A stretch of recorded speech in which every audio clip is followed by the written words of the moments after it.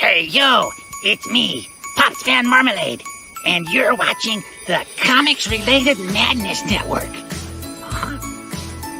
So come get some. CromCon.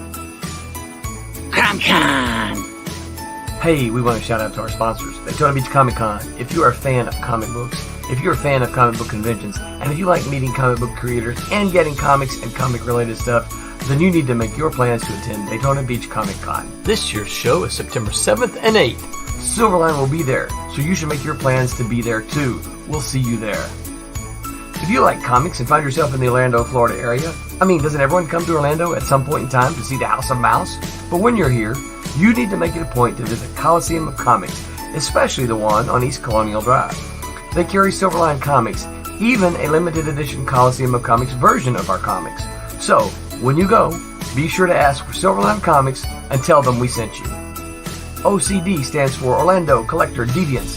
OCD, Steve and Trish. They're a family of geeks who promote geek things, particularly those around the Orlando, Florida area. They're big supporters of Silverline, and we think you should be supporters of theirs too. Go give them some love. If you are an independent comic book maker and you need to get your independent comics made, you need to look no further than Kablam Digital Printing. They print our books, and they do a bang-up job. They're not only trusted by Silverline, but many, many independent comic book makers. Head on over to kablam.com and see for yourself just how easy it is to have your comic printed by them. And tell them Silverline sent you. Hi, this is Tim TK, host of That Silverline Show on Tuesday. Join us at 11 p.m. Eastern, 8 p.m. Pacific every Tuesday night as we discuss pop culture and the joys of making comics. Hi, I'm Barb Gelber, co-host of Silverline's Wednesday Wham. Join us each Wednesday night as we discuss comics, literature, movies, and anything else that may catch our attention. I'm Roland Mann, and I host Silverline's Silver Sunday. Join me every Sunday at 8 p.m. Eastern as we make mine Silverline.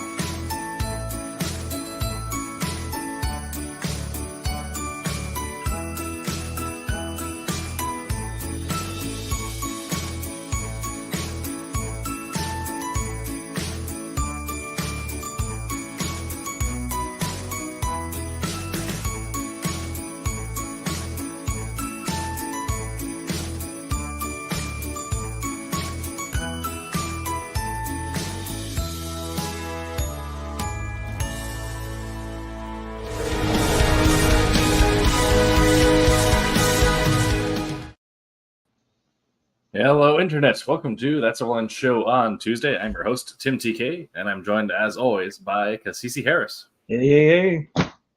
And David Rios, who is currently muted. Let's try this again. There you go. Hey there. Currently, Jose is out, not sick, but dealing with family stuff, so hopefully see him next week. For this week, tonight's topic is going to be the impact of manga on Western comics. So we went over points of influence as well as the general business practice after the manga explosion in the West in the late 90s, early 2000s.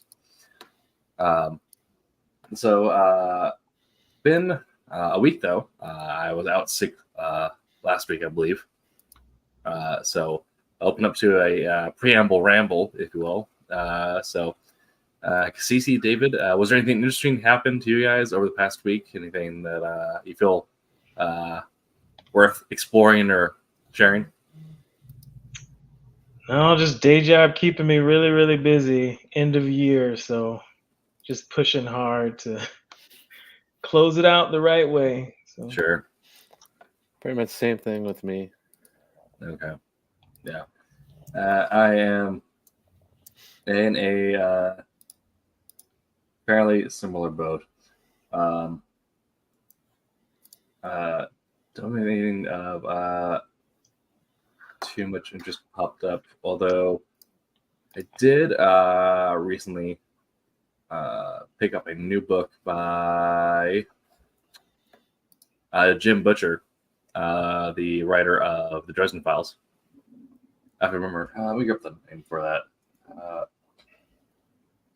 has a new thing out. Long Past Dues. Which it's kind of like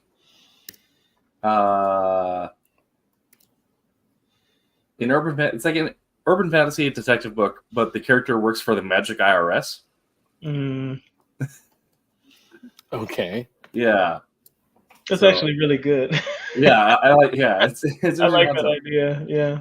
So it deals with the day job of someone Mhm. working in the magical world, and you know, like even if the day job is perilous, like what's the paperwork involved with like sanctioning magic Mm-hmm. in fantasy setting? Yeah. So I haven't gotten through it yet, but I'll go back. But I just thought that it was an interesting concept. There's another book about a social worker in a similar environment. It's a pretty good book. Nice. Do you remember the name at all, or who it's by? It is, I think it's T.J. Klune. Is that? Gosh, The House on the Cerulean Sea. I think that's the name of the book. Okay. Yeah.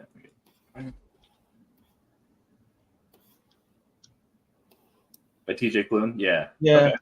Nice. One of the kids is the Antichrist. It's pretty interesting, like a gnome and the Antichrist. And it's pretty funny. Nice. Okay, I'll give that. Check that out. Very cool. Okay. Getting into tonight's topic, I will open the floor first. So we're gonna be talking about the little like points of influence that manga's had on Western comics that have slipped through, and some people know some, other people not, but it's actually I find interesting realm to delve into. So from either of your perspectives, I guess first, what is your level of exposure to manga or anime for both Kasisi and David? I mean, anime, there are fanatics out there. I will say that I have watched quite a bit of anime. I have not read a lot of manga, but you hear, I mean, they're kind of one and the same. So you hear about manga when you watch anime, if that makes any sense. But yeah. And you can kind of see the visual influence having seen pages of manga and not really having read it. You can see it in anime. But, I would say I'm still at a low level when it comes to, manga. Sure. I'm probably pretty similar. Haven't read a lot of anime. I've read, well, if you want to kind of segment that, to like the manga novels, books like that compared. More of the stuff that I followed was actual comic book, manga comic book type stuff. So your traditional, 24-page, 22-page books.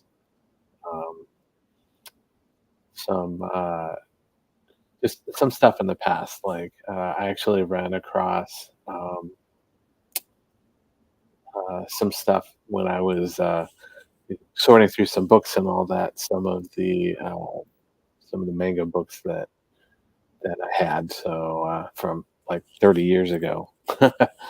So, but yeah, that's and on the flip side, most of my stuff is watching the anime things.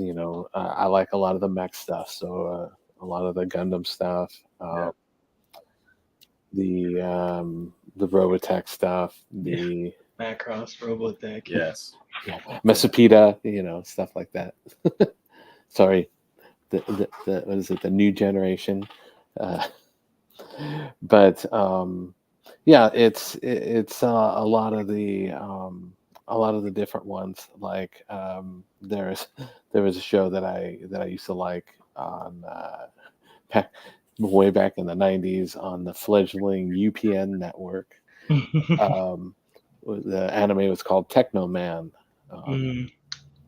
Yeah, enjoyed that one. So yeah, there's some pretty cool stuff that used to see, and a lot of your, old school anime, like, Battle of the Planets. Fist of the North Star. Oh, yeah. Oh, my, what? Yeah, so. No. Okay. I mean, I already shared being cosplayer, but I am on the other end, very much into the anime manga scene. Nice. There's my Gojo Satoru from Jujutsu Kaisen with my friend Christopher in their Naruto cosplay. Mm-hmm. More fun. Nice. So I might be maybe for once I might be the most experienced head on the crowd for this one. But it'll be an interesting topic. So what this might end up turning into is me going over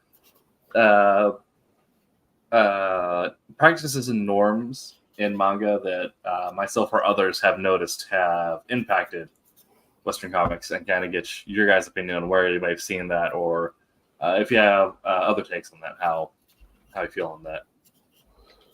So let me get through some notes pulled up here. Also, I'll take this time. I know in general, there's mixed feelings on the market, but if anyone has Comixology Unlimited, there are 400 pages of manga included with that membership. So not only can you get your comics from also indie publishers. Indie publishers are also on Comixology Unlimited now, so go ahead and do that. But you can also, if you have not read any manga, you have quite the selection to choose from. Mm. There we go. All right. So, pull up some notes here. First thing I have is we're just saying in some context here. Manga in the West is still a fairly recent development. Probably showcased by the fact that we have a 1 in 3 of being familiar with the genre in the room. It didn't really pop off until after anime got ported over in the 80s, and even then a lot of anime was bootlegged. I know a lot of people, their first introduction to anime was the bootleg Gundam DVDs that had incorrect subtitles or voice translations that had a weird French-Canadian accent to them. But manga came over shortly after that, and then sometime around 2010-ish, I feel like it exploded and ended up becoming its own subculture of note. And around that point on is when we start seeing some influence carry over.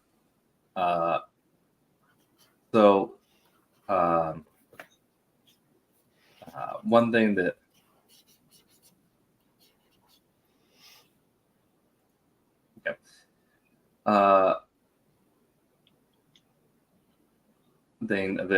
manga is particularly well known for is its use of facial expressions, kind of the big eyes, big mouths, showcasing everything.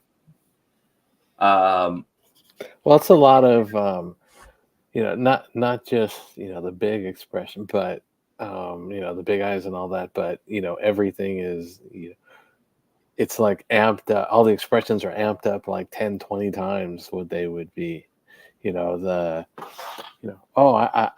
nervous, and it's got the person with the tears rolling down the face, and just dots for eyes, and everything's just like going and just crying like crazy and everything because something's embarrassing or something like that. Yeah. So it's another thing that's known for the anime and the manga stuff. You see that way over exaggeration. So yes. And I think while Western comics still do not do that to the same extreme, something that I've noticed, I feel like, and others have noticed in some of their own critiques, is that the use of panels for single character reactions has increased, as well as putting a lot more lines into a character's face to kind of draw out those expressions. Of course, I have seen a few like panels of comics where they actually went through and did like the expression marks, like doing the hash on someone's head if they're angry.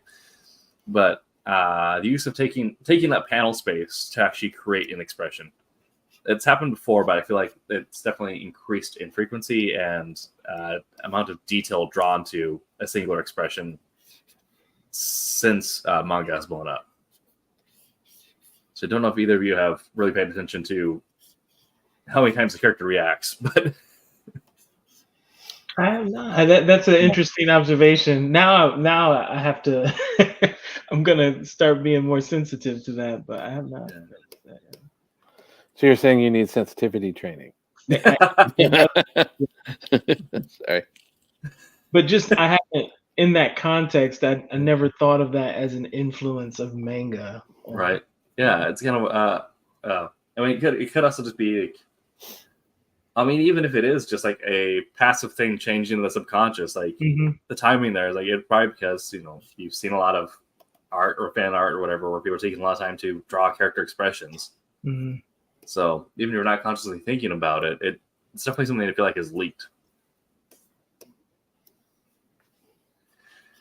And that kind of fits into a broader structure on panel composition and pacing. Whereas, Western comics, it's always been 22 pages, get through, have your cliffhangers every other page. Always have something driving. Manga that's still like there's still like rules of thumb for having a driven story, but they take more time to pace it out with character interaction being the driving moment. Sometimes if it gets taken too literally, you get filler episodes of anime where it's just people talking back and forth for 30 minutes and then power up the next episode. But Dragon Ball Z to watch a fight of that back in the time, you'd have like whole episodes of just faces staring at each other. It's like watching Twilight all over again. People just staring at each other. Definitely. And I feel like kind of that same vein with using action shots, there's a lot more moments not taken to tell a story that is more character centric and use and tell a slower story almost. In a way that builds up the power scaling of a main character wasn't necessarily there before. I mean, I feel like comics in the 80s and 90s really got into the idea of power scaling. It wasn't just the good guy was the good guy, so they won. They beat the monster of the week every time. But the one thing that manga does really well is it's showcasing the power scaling. You're going to have one character who's supposed to be strong, but they're side characters, so they get absolutely trounced by a villain that then the main character can have an epic battle against. And I feel like a lot more, and some people have spoken to that being the influence of stealing power scaling. I think some writers in Marvel have said that they steal the idea of power scaling from things like Naruto or Bleach, stuff that they saw growing up now. In terms of actually creating a range of aptitude and power within a super team. Gosh, the way that, man, to say that you watch Naruto growing up, it makes me feel so old. Oh my gosh, it has been that long though. It's been a long time. Naruto I think was 99, and then Shippuden was 2003 and or something like that. Something like that. Yeah, it's been a while. Yeah. That's interesting, though. Yeah, I guess you're right. Like, power scaling wasn't really as big a thing before because the hero was just always the hero, and they had that. I guess. Yeah. It's interesting that they admit that they took that from stuff like. I mean, I shouldn't say took it from. They're just influenced by. The power scaling. I guess that's also the point of this show in general, like tonight, is to say, like, we always talk about how, as a creative, as a writer, as an artist, as a colorist, whatever you are, you're always going to be influenced by the media you take in. And you can rapidly improve the rate at which your own art gets further defined and your own unique take on art gets further defined by how much you willingly engage with art that you want to adapt, how you intentionally receive good influence from other mediums. And it can be something non-traditional, like if you work in Western comics, I've said before, if you write comics, read a long form novel and then read a film script. Mm-hmm. And, I think also involved in like reading manga. You can also do great wonders if you find something that like is in your genre that you like. You're probably going to find parts in there that you like that's going to influence your own taste and your own voice.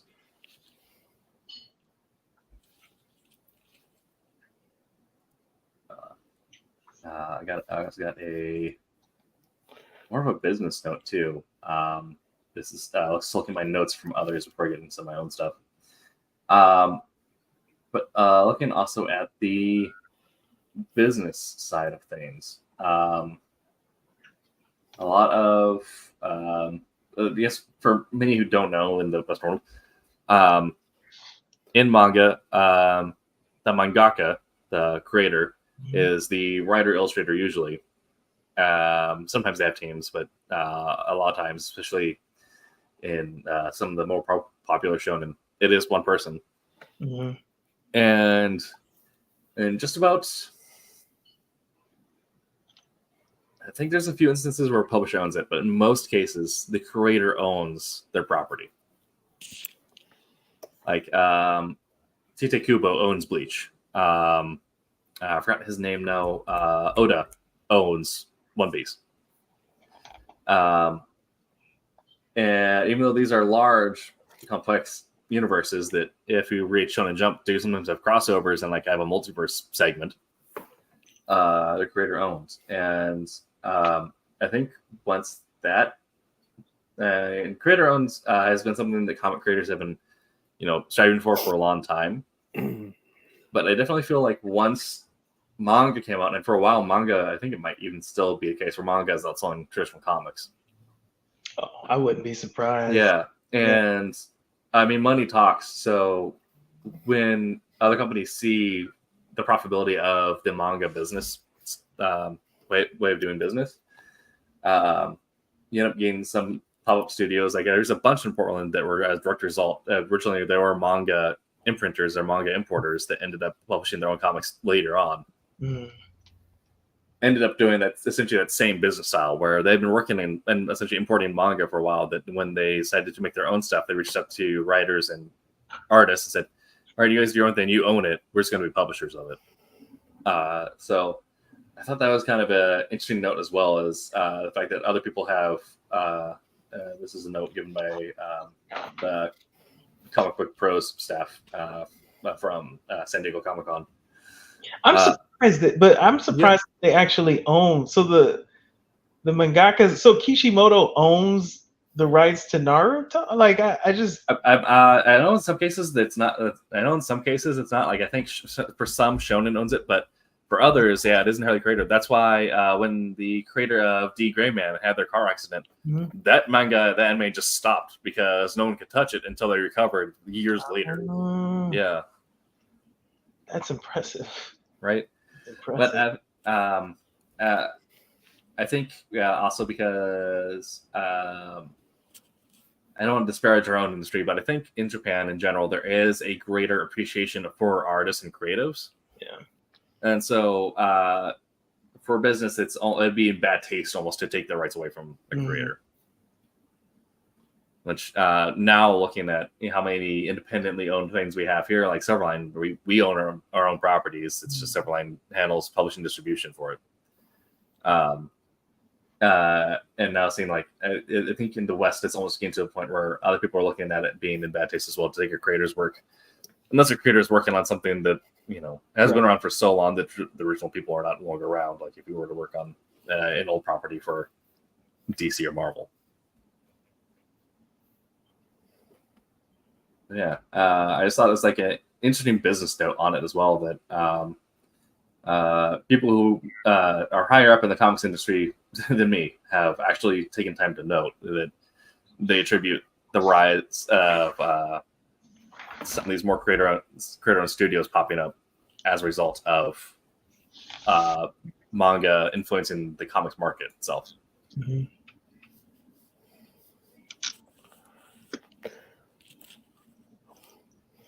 Hey, Pops. Pops is in the chat.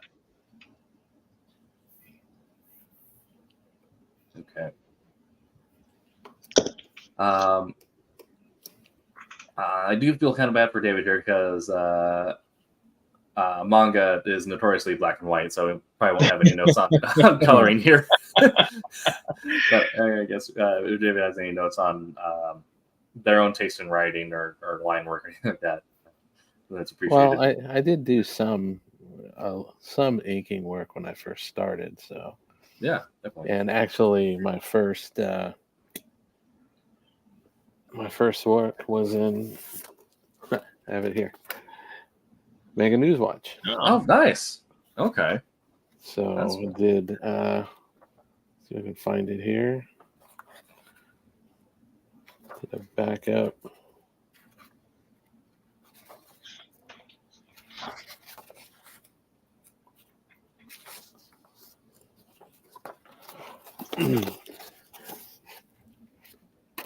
There it is. Oh, nice. That's awesome. So backup feature. There it is, ink by David Rios. Yeah. Yeah, it's like a four-page manga. Yeah.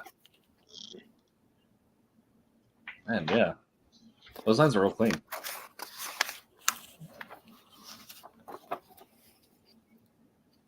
That is very cool.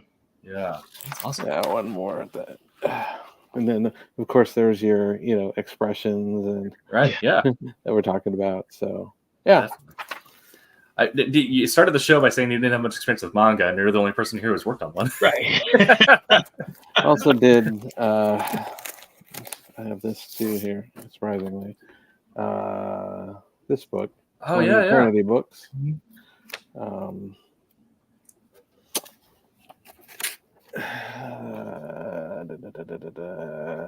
There you go. Nice. So did some inking in this as well.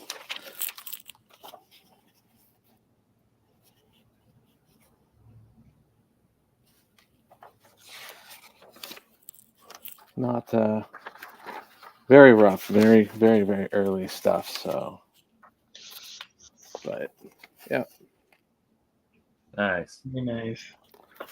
Yep. Played around with it a little bit. Very cool. Yeah. All right. I guess, well, since we just went over it, in your perspective, inking Western versus manga style, what are some of the differences you've noticed, if there was any, or did you just ink it all the way you're used to? And is there anything you carried over after working on manga? It's pretty much, I inked it very similar. Okay. You just gotta, pay attention to where a lot of the emphasis is with the expression things and making sure that those things pop. But yeah, I didn't have too much. I mean, I did some superhero stuff, some of the manga stuff and whatever, but it was not a whole lot until I transitioned over to color. So Sure. Okay. That's cool, though. Thanks for sharing that. Very cool. Yeah. I don't know why I happen to have it on the still on my desk. I think it was we had Hank Canals was doing some question and answer stuff for Silverline on Sunday, and so that's why I had the Zillion out, and then we had another topic talking about the anime stuff. So Nice. and hold on, I'm looking something up here. One sec. Go ahead and Okay. Okay. I have something here. It's more stuff for the writers. We already kind of mentioned the differences in pacing in panel layout, but pacing also becomes much more. The differences in storytelling become much more exaggerated when you get to in terms of how a Japanese mangaka might tell a similar story compared to a Western creator, especially if you're looking at the superhero narrative, comparing something like Young Justice League to My Hero Academia.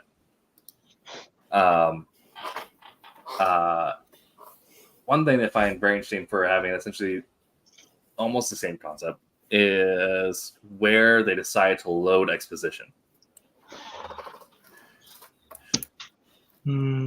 Right. I mean, both comics and manga are fans of the villain monologue. Really, if you're into nerdy stuff, you should be a fan of a villain monologue. It's just par for the course. If you've ever played a Final Fantasy, if you've ever played a Call of Duty, if you've ever played it, yeah. Read a comic or read a manga, there's a villain monologue at some point, and you have to love it.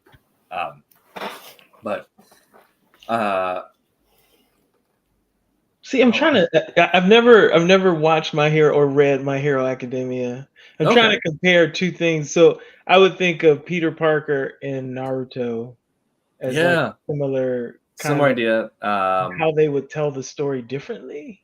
Yeah, but very right, because death of a mentor. I mean, I'm trying to. But I mean, if you're looking at where some of these moments of exposition might happen, looking at something like let me see if I can't pull something up here. By the way, it was the thing I was thinking of was another Silverliner that we have, John Metich. I'm probably not pronouncing it. The third, he was talking on his pod on one of our streams, and he mentioned the same thing. You know, that his very first work was in Manga Newswatch. Nice. And mine, I don't remember if Zillion was first or Mega Newswatch was first. I think Mega Newswatch was first. So we had that in common. So that's why I had brought it up related to, that's why I had it on my desk, because we were talking about it for there. Sure. So if you want another source, I'm sure that you can talk with him on that. Perfect.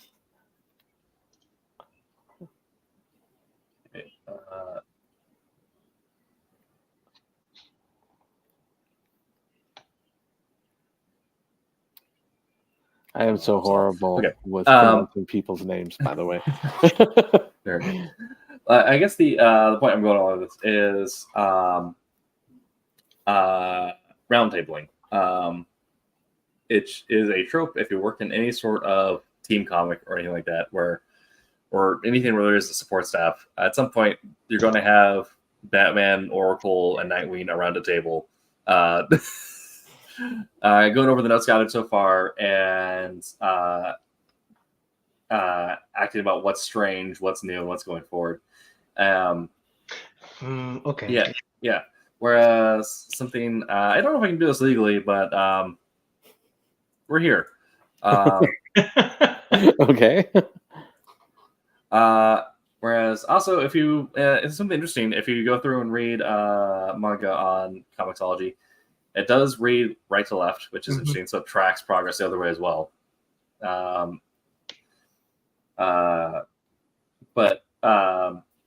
you're going to have moments where you're going to have this thing like acting about, like having the discussion moments, how they're discussing the nature of this conflict, talking about how people have been acting with it in the middle of their interaction with these characters,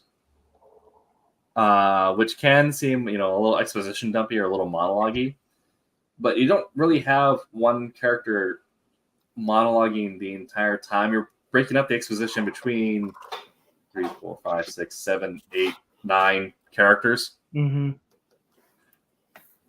But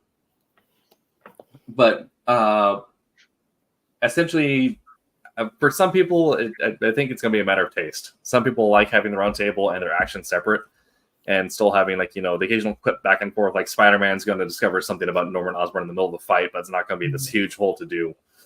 But whereas in the manga, you might your protagonist is going to find out that the antagonist is their father and their uncle at the same time in the middle of this finishing move. Right. Yeah. And so for some people that can be hit or miss, but I think for people who like it, it's interesting because it keeps the exposition in a point where there's still visual interest. Where if a story has a lot of monologuing and to do and a lot of things it needs to get across to you, doing that in a moment where there is also someone getting kame'd at the same time can do a lot to break up that stagnation. Yeah. Yeah. See, I'm trying to think in an American comic, in a Western comic. Do we typically, like in a manga or an anime, you know, we kind of relegate a sidekick to a subordinate, like a less powerful character. But when I think of all the, at least shonen-based kind of anime, man, you get these super powerful characters that are like dumping exposition as opposed to like this inquisitive, I don't want to say stupid person, but this like naive person trying to bait exposition out. It's kind of like, no, these super intelligent people are kind of breaking down what's going on. And that's like a typical thing. Yeah. Like, you know, if you think of Demon Slayer or, like, This is a hot take for me. This is going to be a hot take. I don't know if I have any basis for this. Actually, no, I actually do have a lot of basis for this. Nightwing issue number 1, 1995, written by Tim Seeley. Tim Seeley, admitted manga anime fan. Mm-hmm. I hold the entire Bat family, the extended Bat family. That is all like the influence of manga coming through, saying like, no, your super team needs to be their own characters, do their own arcs, everything like that. I mean, Robin Hood is straight up an anime character, or Red Hood is straight up a anime character. Mm-hmm. Guy gets resurrected in a pit, comes back with 2 guns, and is just super powered on the wazoo. Yeah. But yeah, that whole idea of you're having your side characters have their own arcs, right? While the protagonists off doing their own thing.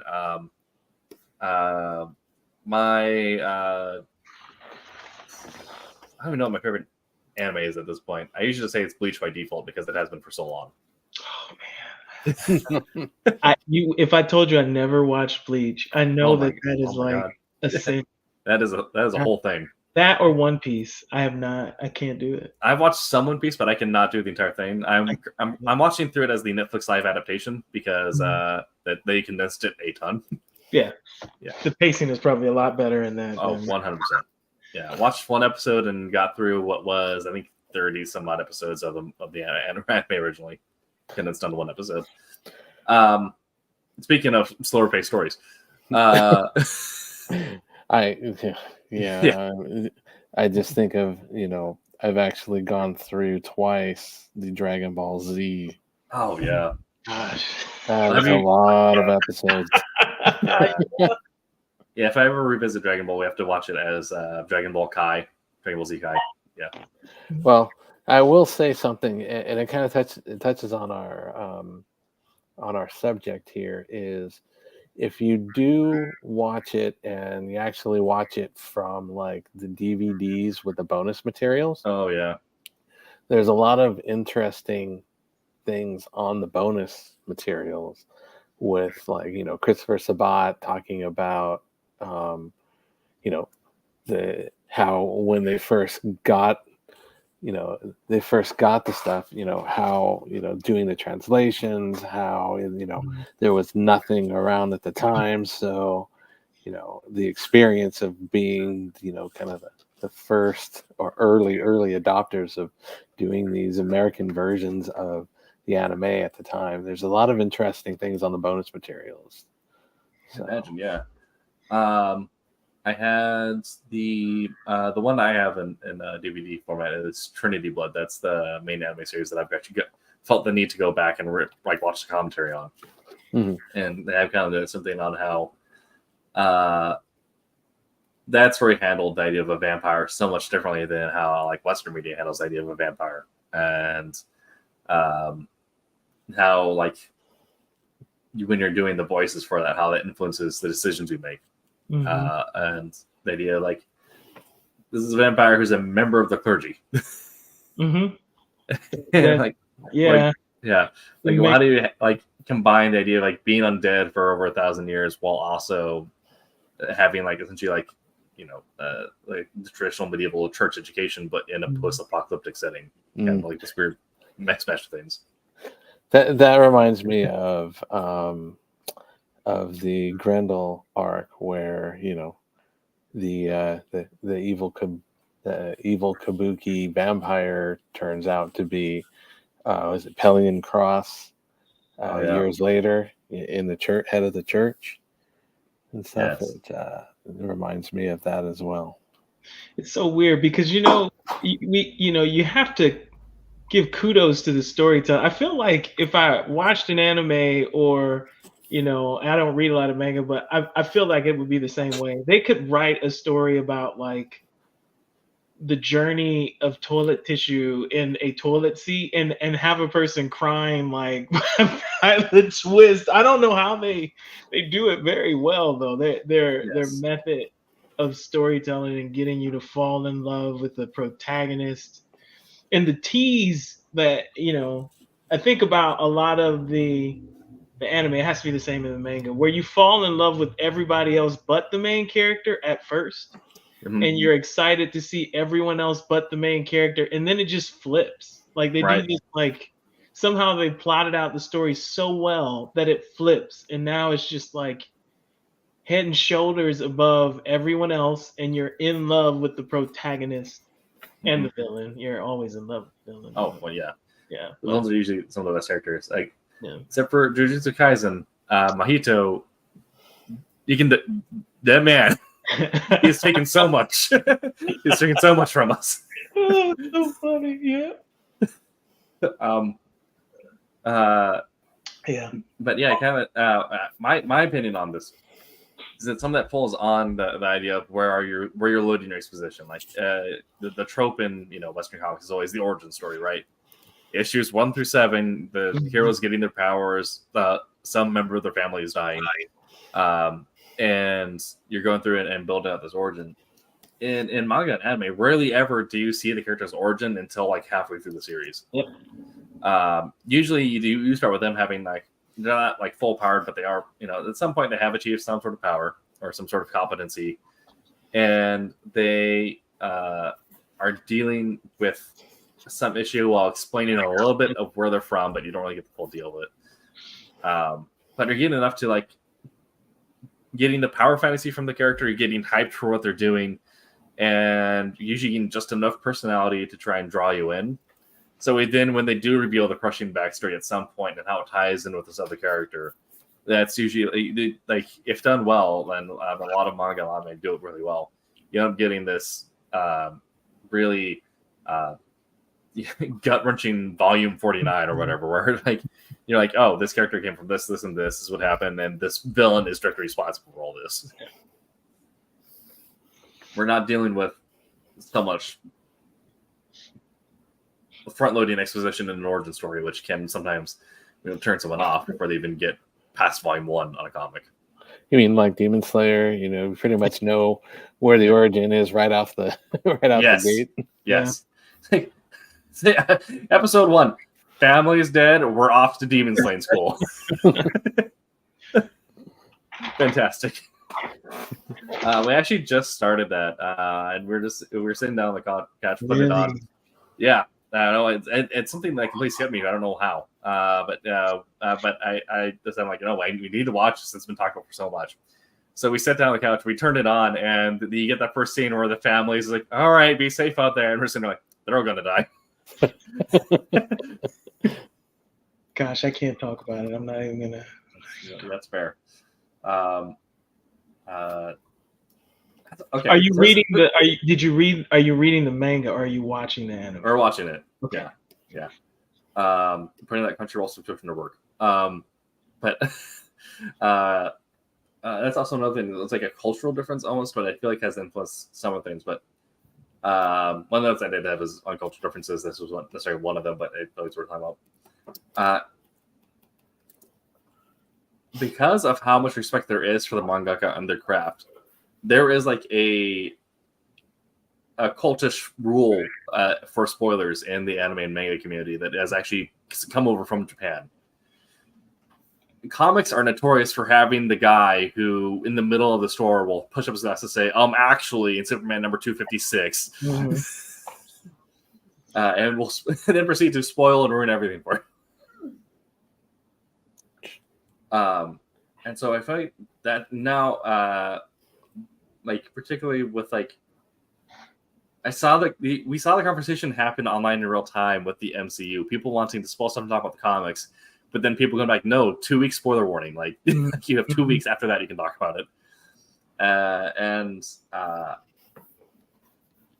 it was really interesting to see that argument pop up, especially knowing how much different genre fandoms handle their spoilers, but then with how much of a general zeitgeist knowing what the MCU was. Like, if you lived in Western society, you watched an MCU movie.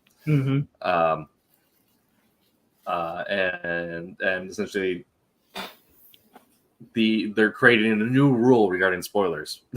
There's a little more in line with how the manga community handles spoilers than how the comic book community has traditionally handled spoilers. Well, that's a big thing right now with, wasn't it Ryan Reynolds was trying to get people to stop spoiling tidbits on Deadpool 3? Yeah. Yeah, there's been so many leaks coming out of it that he's been trying to actively fight people.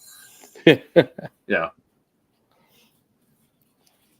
So I also saw that someone hacked the studio that's developing the Wolverine game and is spoiling to leak everything unless they pay them $2 million. I mean, gosh. Yeah. I doubt they're going to get far with it, but that's a weird, take the gimmick. Okay.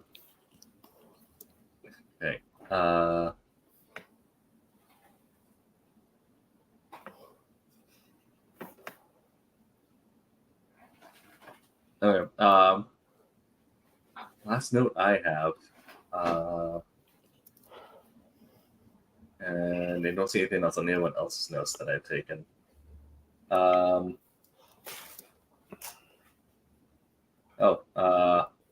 Who is this? Here with this.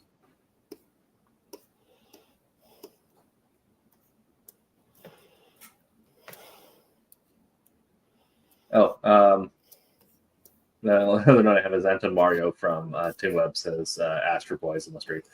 But one of the last notes I have is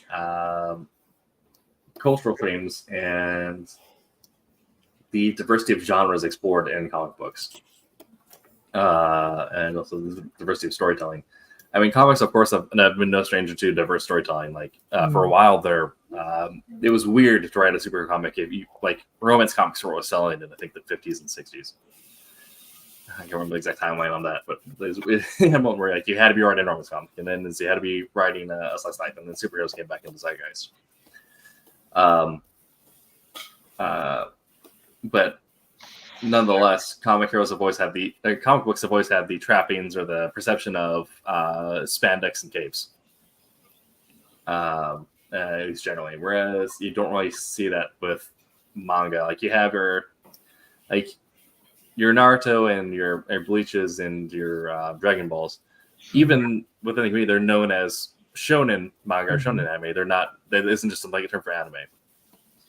But the fact that they're treated specifically as the subgenre. So whenever someone thinks of anime, they're probably gonna have a completely different thought. Like when you first mention anime to someone, their first thought might be Tokyo Ghoul, not Dragon Ball or whatever.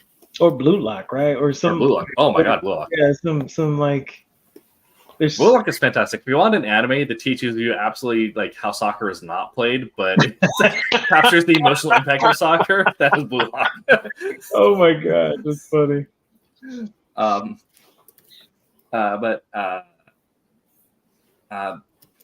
And I feel like this is coming. Also going back to creator and stuff. I feel like with the rise of webcomics, and particularly, you see such a strong impact of manga culture on Western creators telling such a wide range of stories through the comic book medium in a way that they own it entirely, in a way that they handle literally every aspect of it in a way that a mangaka might. Or like if you're Tite Kubo, you handle everything and then you just hand it to Shonen and like, all right, get it out to people. Whereas, if you're gonna blanking on names for webcomic sites, webtoons, stuff like that, you're gonna see a lot of things that like are very like even visually like a lot of the character design is gonna be very like influenced by manga, but Western creators, and it might be something that is entirely slice of life. And even now you're seeing like the Visions, right? A Marvel comic that was slice of life with Vision, which is a really weird character for that to be a slice of life, but that's kind of why it works. But Image also has been very open about how like manga has influenced them. Same with Valiant and Jurgens. I mean, Ninjak, right? No, probably a very blatant example of that. But the way of exploring these different elements of theming, spending more time on not just like the cool aspects of other cultures as well in some of these stories. Like we've always had ninjas and samurais because those are the cool parts of Japanese culture and Western storytelling. But manga and anime if they're going to like a Mongolian based culture or like German based culture, they're going to spend a lot of time also talking about the prayer style. Mm-hmm. Like it's very weird to have like the German nun is a common trope in anime, which is interesting. But I found also that now when some American comics have samurai or Japanese influenced characters, they also spend time to talk about like prayer beads or like oni and like the mythology regarding that culture, not just the fact that ninjas are cool. I kind of went on a weird round, but talking about like hitting like such a wide range of genres, and then also when you're going into those genres, getting very exploratory within the theming of that, right? Spending a lot of time almost with that slower pacing to weave in exposition throughout the story. Mm-hmm. And you've seen a lot on things like webtoons or creator-owned platforms. I've said the same thing like 3 times. So open for you guys. Like, what are your thoughts on all that? I mean, I think it's interesting. I mean, I can't, both are so big. I can't say that I have a big enough sample size of either to say that I know this as a fact. But when you look at how like a manga or an anime approaches like even Western type cultures, like, I mean, I've never really watched My Hero Academia, but I'm from Detroit, and so to know that like a character has a move, I guess that is like the Detroit whatever. Detroit Smash. All Might, who is a character who's canonically American now living in Japan, so all of his moves are based off of what states he's lived in. Yeah. Right, that's so weird. That's like a weird like or even like you look at like a Fate, any kind of Fate series, like, and how they are taking Fate 57. Yeah, gods from like every culture really, and just kind of spinning it into a series that completely makes sense in anime or manga speak, once you're into it. But I don't really, I know that this exists in comics, but it just doesn't feel as prevalent, maybe at least, in the sample size that I have. I mean, I suppose that there are probably a ton of comics out there that do kind of explore different cultures and kind of make it native to their own in some way in them. But I like the way that is handled in an anime or a manga. Yeah. Kind of ways I've thought about it.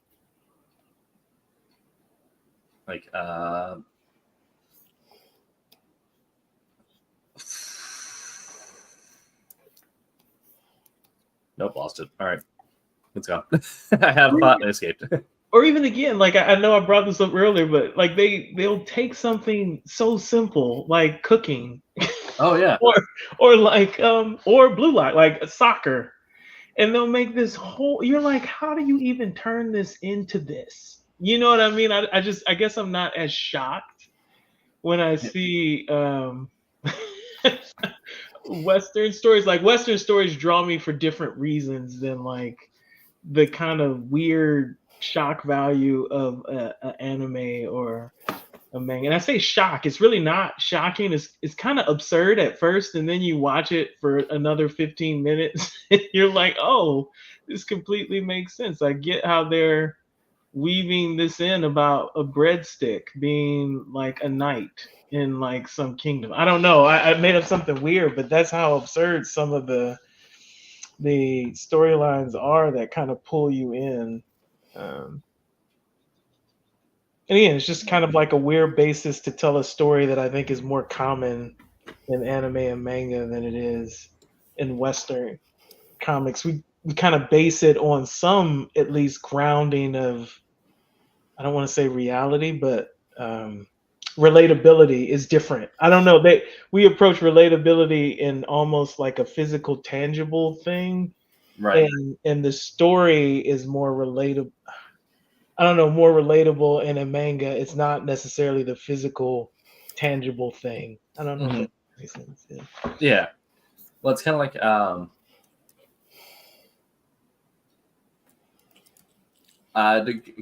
of things that make things relatable. We have Hawkeye, who is a deaf character, which in some cases it's brought up, especially when you're dealing with characters like Echo or whatever. But it doesn't necessarily get, in your average issue, it may not be mentioned at all. You may not even be illustrated with a hearing aid in. But for some readers, knowing that Hawkeye is deaf, if they're deaf themselves, like kind of cool because then they can see themselves in the character, right? Let me get this character's name because it's been a while since I saw it. What is his name? Is it Miles?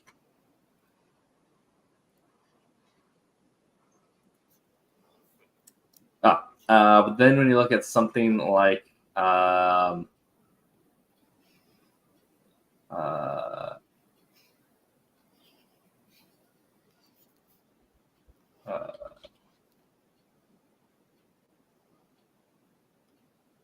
my gosh, I'm trying to find the character's name.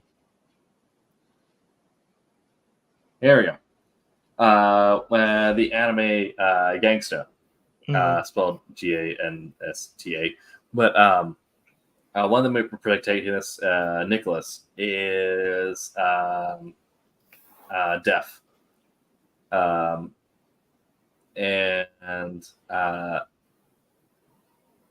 it is something that gets brought up early and often because his partner, Warwick, has to communicate with him in sign language or lip reading. And that's something that's brought up with other characters because everyone's always asking about like why they're signing in the middle of a fight or whatever. This guy who is running with the katana can't hear the people sneaking up behind him, and then so for his guy who is is blind in one eye, has to wait for him to point out something. But great anime actually, go watch it. But I thought it was like one of the first things I noticed is how well they handled the character being deaf and how much they point out like he's still a badass. Like he's doing like these incredible feats. He's definitely very much a protagonist, but you have a character who's making healthy and thought out accommodations for him. And they compare that to like how Hawkeye, if he is deaf or isn't deaf, like it most of the time it feels like he isn't deaf at all. Whereas with Nicholas and Gangster, it's always that's something that like goes into your mind. So if someone is watching that or reading that and is deaf themselves, I feel like they're gonna have a lot more day-to-day relatable experiences in that story because they're having exact interactions like hyped up to 11 that they're similar actions to what they've had in their life.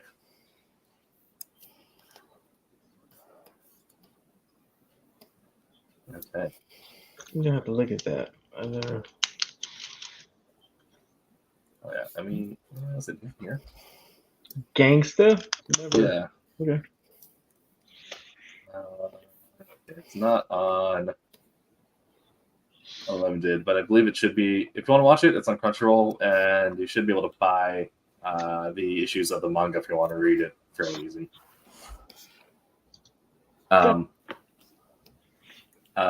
But yeah, let's do this. That's all the notes that I've had. So I don't know if anyone else has any thoughts or ideas or things they wanted to explore in our last bit here. I do have one question. Have you researched the speed, since it's all in black and white, the speed of manga production versus the speed of like the standard kind of comic? So that's the interesting thing, but because depending on how your manga is, no, this wasn't a thought I had. I didn't write down though. The business side of things on publication schedule and publication size. Some manga goes through on a periodical release, or like once a quarter, you might get a chapter that's 10 to 20 pages in part of a larger magazine if they're part of a network like that. It's like your Shonen Jumps or whatever. Like you're gonna end up getting a periodical every month. It's like a couple, essentially it'd be one chapter of Bleach or Naruto or One Piece or whatever. However, the general publication is you get volumes, which is gonna be your 200 or so pages of collected chapters that gets released every now and then. So which is much larger than even our trade paperbacks, like Triple E. So.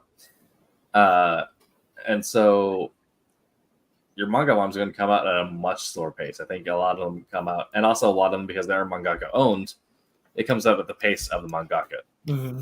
So some people have been like waiting forever for like a new volume to drop on something. There are some people who are able to create about 400 pages and do that and release a volume like every quarter or so. Mm-hmm. Other people do like 2 volumes a year or do 1 volume a year. And some publishers will have requested schedules for the mangaka. Like if you're working with us, you need me these photos, get these dates out. It's your property, but if you don't get these out, then you're handling it on your own. Mm-hmm. But it is one of those things where the production schedule can vary so much. It's much more similar to how we work at Silverline versus how Marvel and DC work. But that being said, because there's no color, if someone is in a very productive phase, you're probably going to end up getting 400 pages worth of manga, where the U.S. audience would get 140 pages. Mm-hmm. Yeah.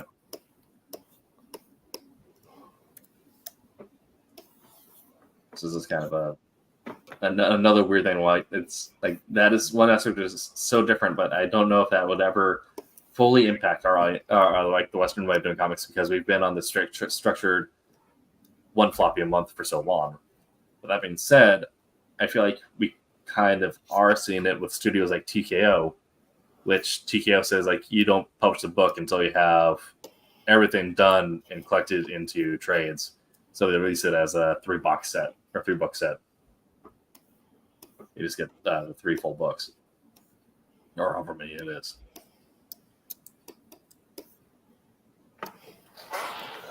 I also like to, bring up that a lot of the anime and manga influence with some of the artists and some of the projects from artists. Again, I apologize if I'm brutalizing the name, but Joe Madureira. Oh yeah. You can heavily see the influence of manga on him, on his work and stuff.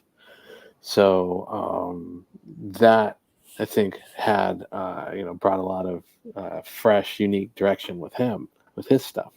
I love his stuff. And then from project-wise, I like what DC is doing a lot with the Batman stuff. The Batman Samurai. Mm-hmm. The very stylized, the very stylized Joker. And then you also have the Star Wars Vision stuff that is you have the anime style, but then you also have the comic that they just dropped a couple of weeks ago based off of it. And also with a lot of the High Republic stuff that I've been following with Star Wars, there are some manga versions of that. I've seen manga versions of The Mandalorian. So you see that going across the different cultures. It's culture systems, not Japanese culture, but like the Star Wars culture, the Batman culture, stuff like that is more of what I was referring to. Sure. But a lot of that influence brings kind of a new dimension and a new way of thinking on that. And then, like for me, a lot of the stuff that I really liked was I liked a lot of the stuff that was kind of deeply rooted in traditional Japanese settings. Like I loved Ninja Scroll, things like that. Yes. So and then some of the fun ones too, like Cowboy Bebop, things like that. So there's some really cool stuff to give a whole new dimension to things. Not even touching things like Akira and those type of things. Mm-hmm. But one of the books I was thinking about was a book. It was like 22, 23 issues. It was a book called Xenon. It was a Viz book. We all know Viz produced a lot of anime adaptations and manga stuff. So there's another one that I just ran across probably about a month ago when I was sorting through some stuff.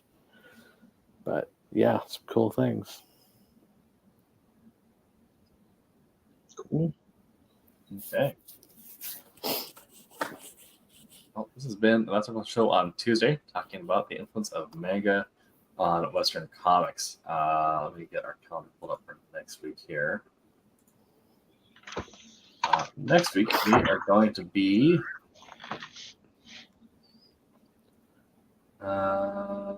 talking about your essential skills for Comic-Cons. So, yeah. But for boothing, attending, cosplaying now, everything, whatever your influence or position at Comic-Con is, what are your skills you're going to need to have to either make sales, navigate lines, or make sure you don't swelter to death under layers of makeup and prosthetics. Okay. But we'll be back next week. Make sure to check out Wednesday Wham and Silver Sunday, 8 p.m. Eastern on those respective days. Head on over to silverlinecomics.com. Pick on up some of our comics or merch, or sign up for a newsletter. We'd love to have you there. And of course, we are all comics creators. That is what we do while we're here. So we would love your support in that way as well. Mm-hmm. Like I said, we'll be back next week going over skills you'll need for Comic-Con, however you choose to attend. And we also have, they just did a close. I think all the pre-orders for the diamond orders for Trumps, I think that just closed. The comic shops are submitting orders, but I believe the next one is Kalis. Number one is supposed to be in the next Diamonds previews, so keep an eye out for that too. Very cool. Silverline is definitely branching out in a whole bunch of different areas. So definitely. Okay. So, we're excited to see. We're going through what you guys will can expect from us. And Wolf Hunter number 2 is almost through illustration, so hopefully I have some panels for that soon to share. And we also have another Super Siege book that I've been working on for a while that is in the middle of all that, so hopefully I panels for that as well. Nice. Okay. Have nothing else, then we will see you all next week. And until that time, 8 Mine Silverline. 8 Mine Silverline. My name is Ross Ritchie from Boom Studios, and make mine Silverline.